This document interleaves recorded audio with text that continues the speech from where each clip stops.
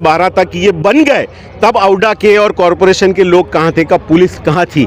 उन्होंने जब हफ्ता बना के बिल्डरों से मिल के साठगांठ करके अधिकारियों ने, नेताओं ने, सबने पैसे बना लिए। म्युनिसिपल कमिश्नर और पुलिस कमिश्नर घर जाते होंगे तो इनकी बीवी को, इनके बच्चों को मुंह दिखाने में इनको शर्म नहीं आती? इनको चुल्लू भर पानी में डूब मरना चाहिए। हमारे कमिश्नर ऑफ पुलिस को तो डीजी बनने की इतनी उतावल है कि मुसलमानों के घर तोड़ के वो बीजेपी फिरका परस्त ताकत को ये बताना चाहते हैं, पर ये तो गुजरात के हैं, ये कोई सोमालिया से आए हैं, ये बांग्लादेश के, ये पाकिस्तान के लोग हैं जो इनको सोमवार तक का इंतजार नहीं कर पाए। पानी को जो आपने Guinness book of world record दिया है वो वापस लेना चाहिए, क्योंकि 2017 के बाद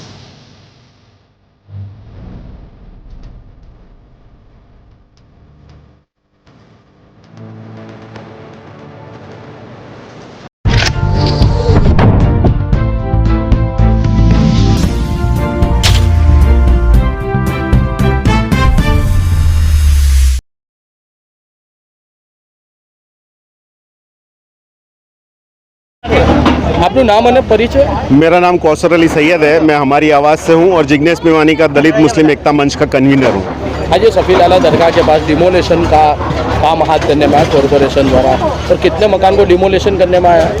62 लोगों की पिटीशन पिछले 4-5 महीने से चल रही थी। 3 बार पिटीशन की गई। अभी तीसरी बार जब ये पिटीशन डिस्पोज हुई तो यहाँ के जो पिटिशनर हैं वो डबल बेंच में गए हैं। डबल बेंच में सोमवार को सुनवाई है। 2 दिन 3 दिन रुक नहीं सकते। यहाँ के लोगों ने एफिडेविट करने के लिए तैयार हैं, और प्रकाश गुर्जर जो लीगल डिपार्टमेंट का चेयरमैन है, सुबह 9 बजे से लेकर पौने 1 बजे तक मेरी बात चालू थी।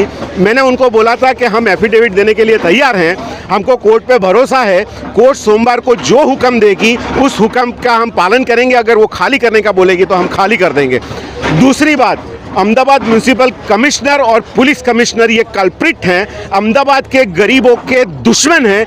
इन्होंने पूरे अहमदाबाद में 10,000 से ज़्यादा मकान तोड़े हैं दोनों ने मिलके।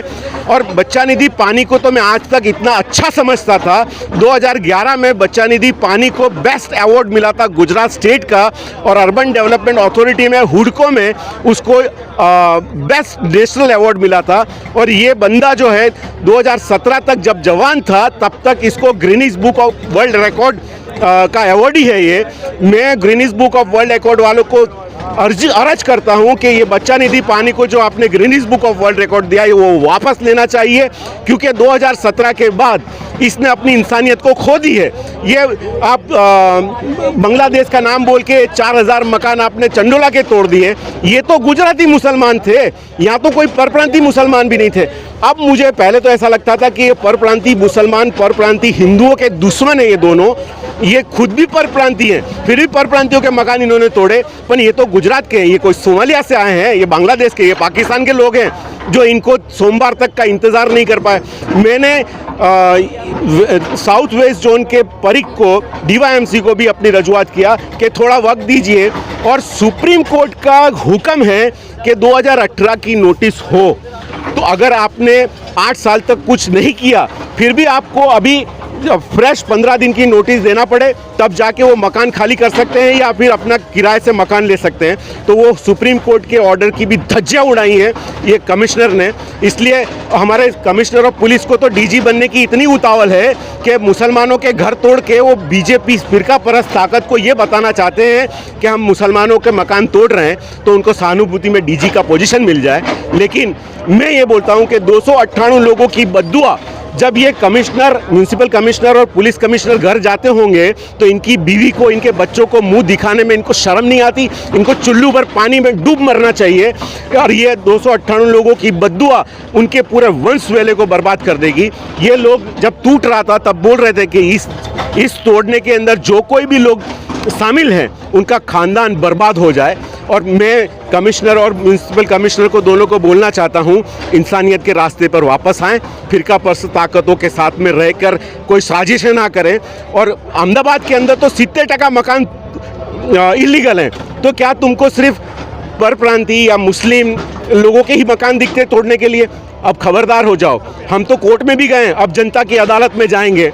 हम अभी 2-4 दिनों के बाद में श्रद्धांजलि का प्रोग्राम निकालेंगे और अहमदाबाद म्यूनसिपल कॉरपोरेशन की ठाठड़ी निकाल के कमिश्नर के पास में जाएंगे, क्योंकि ये दोनों मर चुके हैं, खाली इनकी लाश घूम रही है, क्योंकि इनके अंदर ह्यूमन जो न्यूरॉन्स होते हैं वो ख़त्म हो गए हैं। ये सिर्फ पैसे वाले सत्ताधारी लोग और कांग्रेस बीजेपी के लोगों का काम करने वाले ये लोग हैं, और ये लोग को जन्नत स्वर्ग में तो जगह नहीं मिलेगी, ये नर्क में जाने वाले हैं। अच्छा, ये डिमोलिशन करने का मुख्य कारण क्या था? क्या टीपी रोड था यहाँ, क्या सरकारी प्लॉट था, क्या सरकारी रिजर्वेशन प्लॉट था? किस कारण से डिमोलिशन किया गया? ये टीपी का रोड था। औडा के अंदर जब ये रोड था तो ये औडा की पोजीशन चेंज थी रोड की। जब औडा ने इसको एक बार चेंज किया, कॉरपोरेशन में आके दूसरी बार चेंज किया। इसमें संभव ग्रुप का जो मेन आदमी है, ये जो आवासीय योजना है उसकी जगह थी ये। और यहाँ पर ऐसे गलत काम हुए हैं। इसका जब टीपी का रूल होता है कि टीपी के अंदर अगर किसी को फाइनल प्लॉट दिया जाए तो उसी टीपी में दिया जा सकता है, लेकिन यहाँ पर किसी को फाइनल प्लॉट इस टीपी के बाहर भी दिया गया है। यहाँ पर कितने दस्तावेज ऐसे हुए कि मरे हुए आदमी का एफिडेविट करके दस्तावेज करे गए।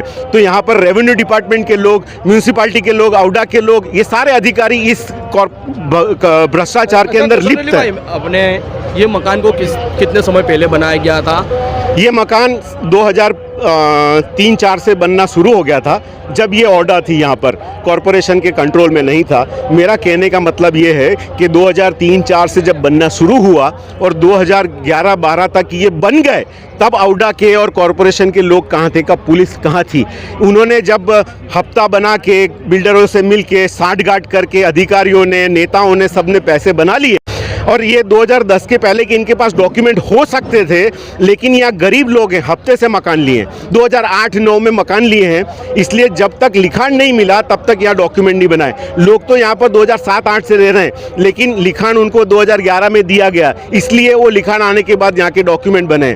इसीलिए गूगल अर्थ से देखा जाए तो ये मकान 2006-7 से अस्तित्व में है। अच्छा, तो सरकार की गाइडलाइन है कि 2000 पहले के यहाँ पर जो इतने भी रहवासी है, जो रह रहे, उनको आवास योजना में मकान दिए जाए ना, बाद में डिमोलिशन किया जाए। तो यहाँ कितने लोगों को आवास योजना में, जबकि वो हमारे बाजू में ये आवास योजना की ये जो स्कीम आवास योजना की यहाँ दिख रहे, अपने बाजू में ये जो है मकान डिमोलिशन कर रहे हैं, तो वहाँ पर यहाँ से कितने लोगों को मकान दिए गए या अभी तक नहीं दिए गए ने, और ये कितने समय से आवास योजना के मकान बने हुए हैं, फिर भी यहाँ पर अभी तक कोई रहने नहीं आया, तो कि क्यों ऐसा किया जाता है? यहाँ आवासीय योजना में लॉटरी करके वो मकान दिए जाते हैं। जब हमारी पिटीशन हुई तब मोना भट्ट जज ने, ऑनरेबल जज ने बोला कि इनको अल्टरनेट जगह दी जानी चाहिए। तब कुछ लोगों ने, यहाँ के लोगों के पास में 20-22 लोगों के पास में यहाँ के 2010 के पहले पुरावे हैं, लेकिन वो पुरावे भी ऐसे करते हैं कि 1-2 पुरावे देने हैं, किसी के पास 1 पुरावा है, वो उसको मान्य नहीं रखते। और दूसरी बात कि